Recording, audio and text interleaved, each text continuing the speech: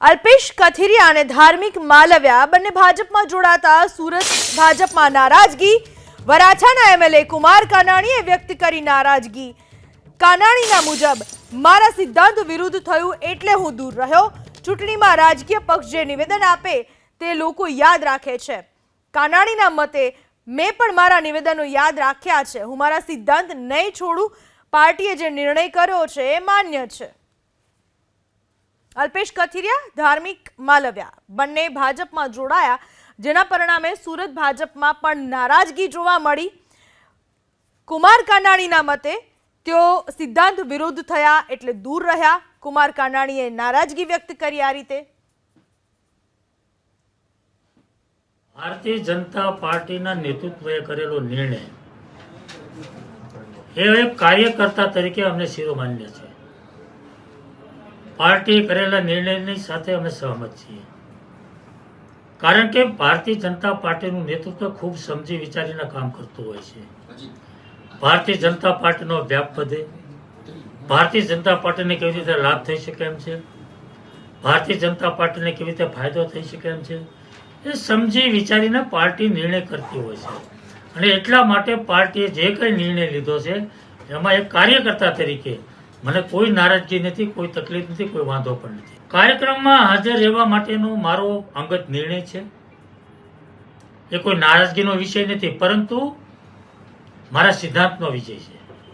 એ મારા વ્યક્તિગત સિદ્ધાંતનો વિષયને કારણે હું હાજર નથી। મારા અમુક સિદ્ધાંતો છે રાજનીતિ અંદર રાજકારણમાં રહીને રાજનીતિ કરી રહ્યો છું, પરંતુ સિદ્ધાંતો સાથે હું રાજનીતિ કરી રહ્યો છું। અને એ સિદ્ધાંતને વળગી રહીને મને એવું લાગ્યું કે મારે સિદ્ધાંત છોડીને આપણે જે કંઈ વિરોધ પક્ષના લોકો વિશે, વિરોધ પક્ષની પાર્ટી વિશે જે કંઈ બોલીએ છીએ એ લોકો યાદ રાખતા હોય છે। લોકોને ખબર હોય છે આપણે ગઈકાલે શું બોલ્યા હતા, આજે શું બોલીએ છીએ। એટલે લોકોની અંદર રાજકીય રીતે લોકોની જે કંઈ છાપ હોય છે કે આજે શું બોલ્યા, કાલે શું બોલ્યા, બોલેલા હોય તો ફરી જવું। આજે હું બીજી પાર્ટીને ગાળો દેતો હોઉં તો એ પાર્ટીમાં મને ભારતીય જનતા પાર્ટીમાં હું નારાજ થાવ, એ પાર્ટીમાં હું જોઈન્ટ થાવ તો એ પાર્ટીને હું કાલ સવારે ગાળો દેતો હોઉં છું। તો આ વાત જે લોકોના મગજમાં છે એ વાતના એ જે રાજકીય લોકોમાં જે કેટેગરી છે એની અંદર હું જોઈન્ટ ના થઈ જાઉં। કારણ કે વરાછા રોડ ઉપર લોકોની અંદર મારી એક ઇમેજ છે, મારી એક ઇજ્જત છે, મારા સિદ્ધાંતો લોકો જાણે છે। એમાંથી હું હટી ના જાઉં, એ મારા સિદ્ધાંતોને છોડી ન દઉં, લોકોમાં મારી જ છાપ ખરાબ ના પડે। મારી ઇજ્જત લોકો જે કરે છે એનું લોકોની ઇજ્જત જાળવવા માટે લોકોએ મારી ઉપર મૂકેલો ભરોસો અને વિશ્વાસ, હવે 3 કપરા છોડે ગઈ ચૂંટણીમાં તું કેવી રીતે જીતી શક્યો છું?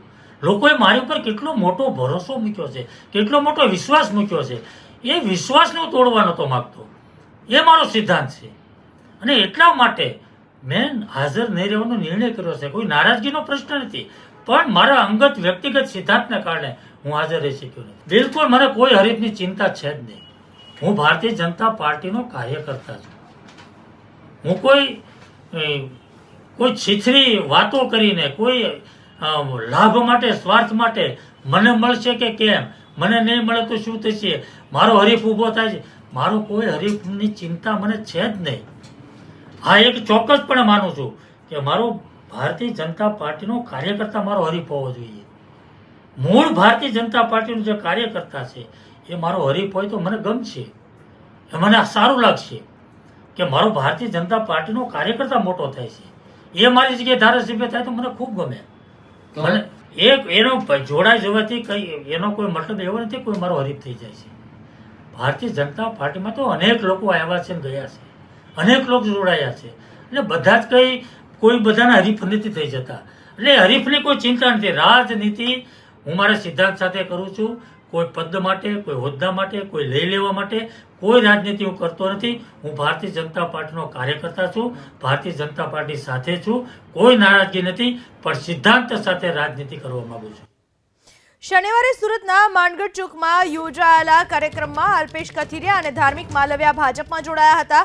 ભાજપમાં જોડાયા બાદ એબીપી અસ્મિતાએ કુમાર કાનાણીની ગેરહાજરી અંગે સવાલ કરતા અલ્પેશ કથિરિયાએ શું કહ્યું હતું, આવો સાંભળીએ। આજે કાર્યક્રમની અંદર જે સ્થાનિક ધારાસભ્ય છે કુમાર કાકા જોવા નથી મળ્યા, શું લાગે છે, નારાજગી કરી? નહીં, કોઈ નારાજગીનો પ્રશ્ન નથી. ઘણા ધારાસભ્યશ્રીઓ, પ્રદેશના અધ્યક્ષની સાથેની જે ટીમના જે પદાધિકારીઓ છે એ પણ ચૂંટણી પ્રવાસના કારણોસર ઘણા બધા અલગ અલગ સૌરાષ્ટ્રમાં, ઉત્તર ગુજરાતમાં રોકાયેલા હોય. ઘણા લોકો પાર્ટીના પદાધિકારીઓ આજ કાર્યક્રમમાં નથી આવી શક્યા.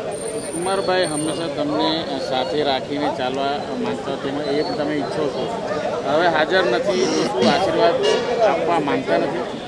નહીં, કોઈ આજે હાજર નથી રહ્યા તો એનો આશીર્વાદનો પ્રશ્ન નથી. અમે ચોક્કસ કાકાને મળીશું, એમની સલાહો પણ લઈશું, એમના આશીર્વાદ પણ લઈશું અને એમની પાસેથી ઘણું શીખીશું. જે ચર્ચા રહી છે કે તેમના ઘરની અંદર જ પ્રોગ્રામ છતાં પણ ગેરહાજર. મેં પહેલાં કીધું એમ કે પાર્ટીની અંદર પાર્ટીના નિર્ણયો લેવાતા હોય છે. પાર્ટીએ દરેક પદાધિકારીઓને આમંત્રણ આપ્યું હોય છે. એમાં આજે 30% પદાધિકારીઓ પાર્ટીના કાર્યક્રમમાં ચૂંટણીની વ્યસ્તતાના કારણે નથી આવી શક્યા.